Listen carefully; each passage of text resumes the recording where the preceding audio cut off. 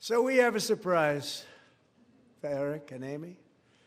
In recognition of Eric's actions above and beyond the call of duty, I would now like to ask General Jonathan Braga to present Chief Warrant Officer Slover with our nation's highest military award, the Congressional Medal of Honor.